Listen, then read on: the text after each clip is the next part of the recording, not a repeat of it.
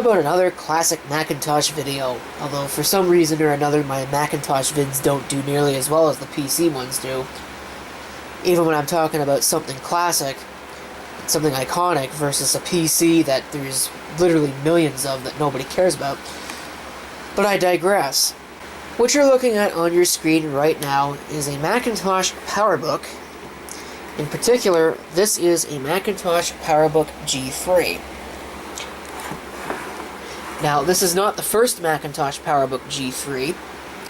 The PowerBook G3 got its start with the so-called Kanga machines, Kanga being the code name, which was basically nothing more than a PowerBook 3400C with a G3 processor, and some other enhancements, more video memory, cache, a upgrade to the system memory from 16 to 32 megabytes, so on and so forth. These Wallstreet machines were introduced in 1998, shortly after the G3 Kanga came on the market. In fact, it was 6 months after. The Kanga didn't last very long. And these brought along a number of enhancements. There was one Kanga model. There were 3 of these, the so-called Wallstreets. Packing with them, just from memory here, 233 megahertz, 250 megahertz, and a 292 megahertz PowerPC G3 processor. Now, this one is actually a Mainstreet model, and what I mean by that is that was not an official name or anything like that, but it's what people called the low end of these. This is a G3 233, and this has no cache memory. The other models did have a cache, among other things. There's a link in the video description to a low-end Mac article talking about it. But needless to say, these were considered a road apple. And in fact, this one takes that even a step further, because if you'll notice, the display is quite small. But again, we'll touch on that here in a bit. Taking a look at the ports here, on the side, here's a battery. This battery is completely dead, obviously. I don't think there are very many of these, if any, that still have a good battery. That hasn't been rebuilt, at least.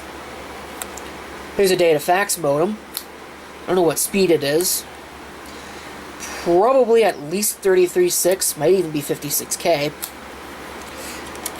2 PCMCIA card slots. And on this, they support card bus. On the earlier Kanga, they did not support card bus, at least not without a software patch. And one of these will also support what's called zoomed video. Again, if you want to know more about that, you can look that up. A little bit of case damage here, but not too bad. There's a vent, at least what I assume is a vent, right there. We've got some more case damage here. There's an infrared. Wow, this case is really kind of damaged. I didn't realize that. I thought that was in better shape than it is. But, oh well, no matter. Underneath the door here, you can see, I'm kind of surprised to see a standard 15-pin VGA connection. The standard HD 15 there. There's a SCSI port here. Ethernet. There's serial, that's a combination GeoPort and standard Apple serial printer port. ADB. Here's a little indication for how to reset the machine, because it doesn't have a reset switch on it. Power jack here. There's audio in, and there is a speaker output. Go ahead and we'll close that here. Kensington lock, and a optical drive. Presume that would just be a CD-ROM. I believe you could also swap this out for another battery. You could also swap it out, I presume, again, for a floppy drive. If you take a look at this machine, this definitely is a radical departure from earlier PowerBooks, which had more of a utilitarian look to them. Let's see if I can find an example here. Not really a direct comparison, but here's a PowerBook 1400 CS, and you can see that it's got some curvature to it, but it's more of a utilitarian style PowerBook. Sort of like a monolithic slab, or like a book. Whereas this has got a lot of curvature to it. I believe that this would have been introduced after Steve Jobs came back to Apple, around the time of the iMac G3, which again represented a radical departure from Apple's previous designs. So it kind of makes sense that they've also designed this to look basically completely different than all the others. It's got this rubberized finish on the top here, which, as you can see, is quite a frequent accident victim on these. This one's actually in pretty good shape. A lot of these are just completely scratched up. It's not sticky or anything like that, like a lot of other systems did. It's got normal plastics on the side. An Apple logo here, which I believe lights up when the screen backlight's on. There's a little indication there that I would believe indicates when this is in sleep mode. It might also indicate charge status. I'm not 100% sure on that. As mentioned, this is the so-called Mainstreet model with no cache memory, no level 2 cache, and the slow 233 MHz CPU. The good news is that this has the small screen as well, because the larger screens did not really pair well with the low cache memory. These were offered with originally 3 different screen sizes. This is a 12-inch diagonal. I think it would actually be 12.1, but it doesn't really matter. We'll call it a 12-inch diagonal passive matrix display. They were also offered with a 13.3-inch and a 14.1-inch active matrix display. They're all color, of course. But this one's got the passive matrix display. So really, quite low end in the grand scheme of things, but certainly still functional nonetheless. Here's the keyboard. It's actually quite a nice keyboard. On par with most previous PowerBooks. Here's a trackpad. Admittedly kind of small and kind of weird looking, to be honest with you. I would have thought that would be a little bit bigger, but it's not. But that's okay, it works just fine. These buttons here, because these are electronically released slots, these buttons here are actually the eject buttons for the PCMCIA card slots. This, I believe, is a mute button. There's contrast and brightness right there, and a power switch, and 2 speakers.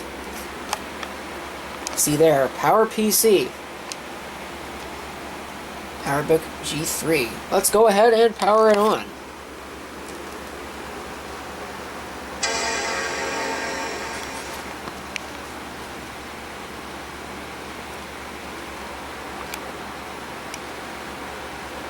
It does take it a while to bring anything on the screen, and you'll notice one problem with the passive matrix display right away when this does come on. Look at that contrast. It's pretty bad. Now I can't even see anything on the screen at all.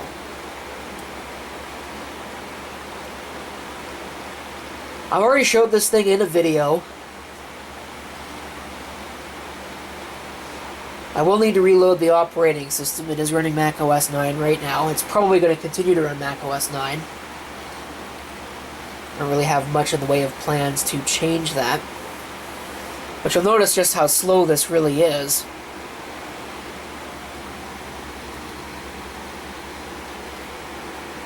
It's not terrible, but it's not that great either.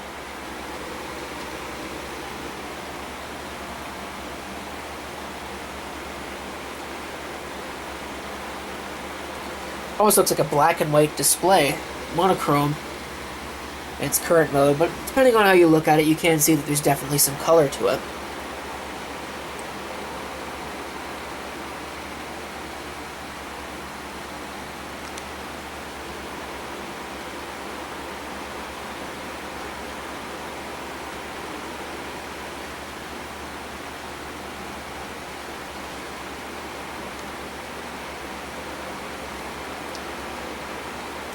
My plan is to hook this up to my Ethernet network and offload data that way. How I'm going to connect it and what protocol I use, I haven't determined yet.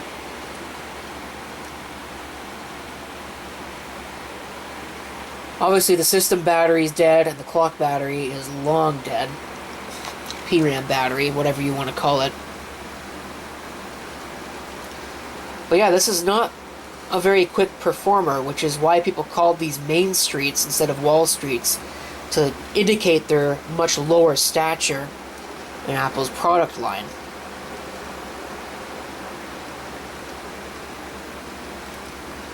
So, let's see if I can go ahead and adjust the contrast here so you might actually stand a chance of being able to see stuff on this screen. It's actually behaving a little bit better now than it was when I first got it. When I first got it, it was almost impossible to read anything. But this is straight up Mac OS 9, 32 megabytes of memory. Look at the system profiler here. Apple DVD player. I almost wonder if that is a DVD-ROM drive. I don't think it is. But it doesn't really say on it. I guess I'll find out once I open the system profiler.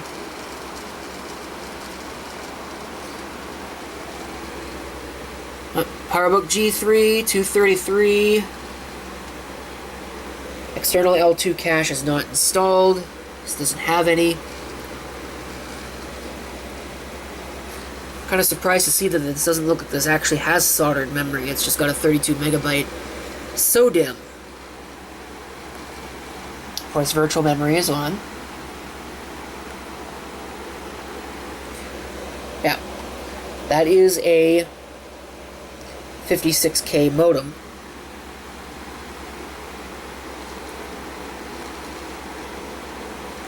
Shouldn't be any printers installed. Well, I guess it's got a driver selected. This is what is considered to be an old world ROM Macintosh, as opposed to a new world ROM Macintosh like the iMac G3 was.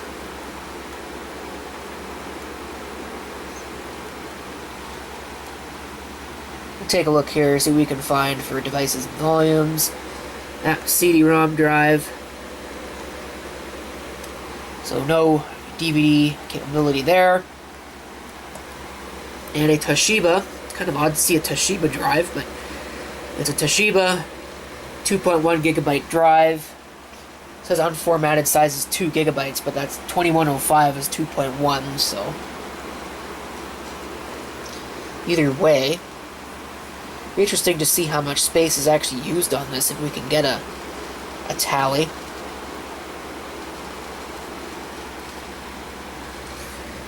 Well, quite a bit. 1.41 gigabytes. That might be a phone number that's on there as well, but I don't know. Certainly a lot of stuff here. I'm not going to go through too much of this because this is personal data. So yeah, it's got some stuff on there. Outhouse Express. The heck? Does this have AIM on it? Holy crap. It's got AIM loaded. Wow. Did not expect that. Does it actually show up here? No, that's an extension that's loaded.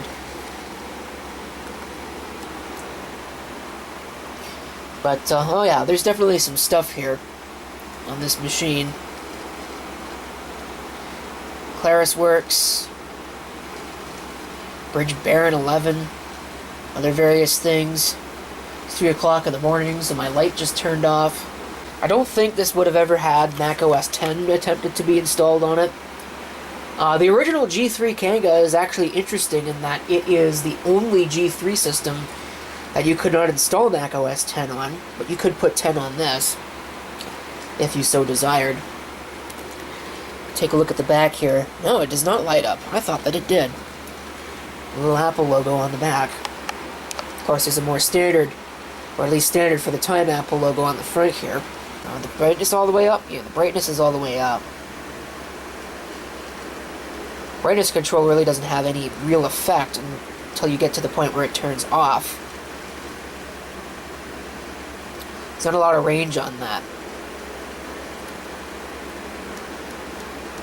Of course, the contrast is what does most of it, and I believe this is a dual scan display, where what basically happens is with a single scan display, there's one display processor that controls the refresh for the whole screen, which is a lot slower than the so-called dual scan displays, where the display is cut into 2 halves, and there's 2 display processors that each control each half individually.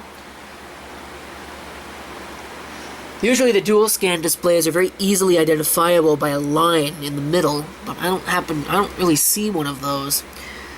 The other way that you can really tell is if you've got something that's small enough, a window that's small enough. I don't know if I can resize this. Certainly can. Actually, I don't think that worked. Yeah, that didn't really work, so I don't think I can resize that. But if you've got a window that appears on half the screen, and you can't really see this display because there's not a whole lot of ghosting on it, but the ghosts from the individual windows on these STN displays, Super Twist Pneumatic or Passive Matrix displays, you tended to have ghosting going in all directions, up, down, left, and right, from each thing that shows up on the screen. And the easiest way to tell a dual scan from a single scan display is you put something in the middle or put something low enough on the screen, and the shadows would cut off at a certain point in the middle right here, and you'd be able to tell that obviously this is a dual scan display, but you can't really see any of the shadows on this.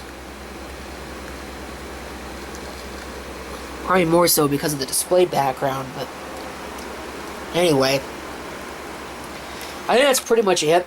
I don't have a whole lot else to share with this machine, and this particular video segment is already up at 13 minutes, so I probably should shut this off now and stop talking about this machine. But it's a very nice machine. It's just too bad that this particular one has the dual scan display, or just called it a dual scan display, the passive matrix display. But all in all, it's not too bad. And is a welcome addition to my Macintosh collection, which my viewers don't really appreciate for some reason. Thank you for watching, and if you have any comments, feel free to leave them down below.